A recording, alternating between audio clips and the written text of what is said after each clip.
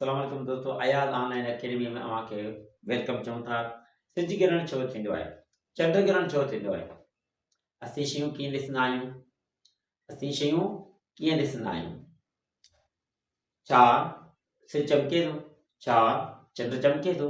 अचो त हिन सवालनि जी हल करण लाइ अॼु असां वटि क्लास 5 जे साइंस जे चैप्टर नंबर 7 रोशनी ऐं उन जूं ख़ासियतूं। अचो हिन जे बारे में पढ़ूं। नंबर 7 रोशनी ऐं उन जूं ख़ासियतूं। रोशनी उन जूं ख़ासियतूं हिननि जे बारे में अॼु पढ़ूं था। सभु खां पहिरियों त रोशन जिस्म कहिड़ा हूंदा आहिनि ऐं गैर रोशन जिस्म कहिड़ा हूंदा आहिनि, यानी luminous and non luminous and luminous, यानी रोशन जिस्म ऐं गैर रोशन जिस्म। रोशन जिस्म हूंदा आहिनि जिन वटि पंहिंजी रोशनी हुजे, यानी उहे पंहिंजी रोशनी पाण ठाहे सघनि, उहे लूमिनस हूंदा आहिनि। जीअं सिज हिकु लूमिनस आहे, सिज पंहिंजी रोशनी पाण ठाहींदो आहे। कीअं? सिज जेका आहे उहा हाइड्रोजन जो जेको मायो हूंदो आहे उन मां 657 मिलियन टन हाइड्रोजन जे माए खे कन्वर्ट कंदो आहे हीलियम गैस में, जंहिंमें 653 मिलियन टन हीलियम गैस हिकु ई सेकंड में पैदा कंदो आहे। ऐं बचियल जेको 4 मिलियन जो मायो हूंदो आहे उहो ई खिला में पखिड़िजी वेंदो आहे। उन 4 मिलियन खे जेकॾहिं 2 करोड़ पतियूं ठाहिजनि, उन 2 करोड़ पती जेका हूंदी उहा सिज मां ज़मीन ताईं पहुचे थी ऐं उन में रोशनी ऐं गर्मी जी हालत में। तो नॉन लूमिनस कहिड़ियूं शयूं आहिनि?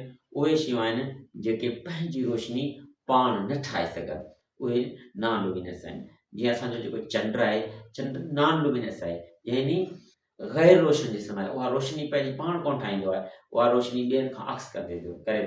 इन असां चंड खे तॾहिं ॾिसूं था जॾहिं सिज जी रोशनी लॻे थी, तॾहिं असांखे चंड नज़र अचे थो। हाणे असां ॿुधायो त शयूं असां कीअं ॾिसंदा आहियूं? जॾहिं तव्हां इहो गौर कयो आहे, असां शयूं तॾहिं ॾिसंदा आहियूं जॾहिं रोशनी कंहिं जिस्म ते लॻे थी, उन मां उहा रोशनी मोट करे असांजे अखियुनि में लॻे थी, तॾहिं असां उहा शइ ॾिसी सघूं था। छा तव्हां कॾहिं सोचियो तव्हां ॿुधाई हुई छो पाण सां ॾिसूं? छो त उते रोशनी आहे ई कोन, रोशनी लॻे थो आहे मोट खाए रिफ्लेक्ट थिए, असां उहे शयूं ॾिसूं।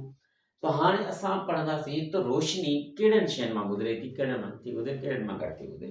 हाणे अचो तव्हां शिफ़ाफ़ जिस्म, कुझु अहिड़ियूं शयूं आहिनि जेके शिफ़ाफ़ जिस्म यानी ट्रांसपेरेंट आहिनि, यानी ट्रांसपेरेंट ऑब्जेक्ट आहिनि जंहिं मां रोशनी तव्हां हणो था और रोशनी मुकमल गुज़री वञे।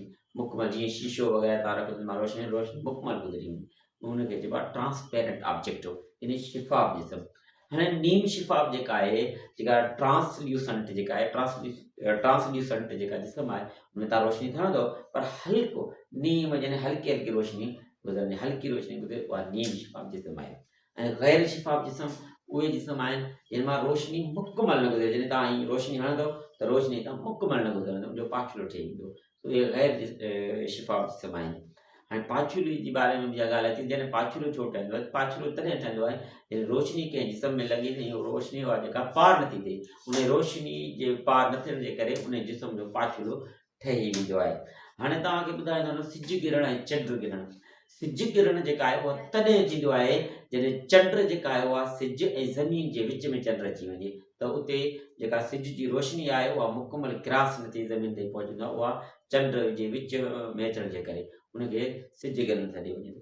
हाणे चंड गिरण कीअं थींदो आहे? चंड गिरण तॾहिं थींदो आहे जॾहिं चंड ऐं सिज जे विच में ज़मीन अची वेंदी आहे।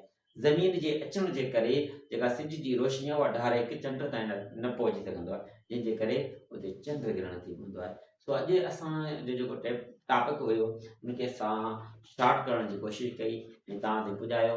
हाणे असांजा जेके कुझु ॿ सुवाल आहिनि, उन्हनि सवालनि जा जवाब तव्हां कमेंट में ॾियो ऐं असांखे सजेशन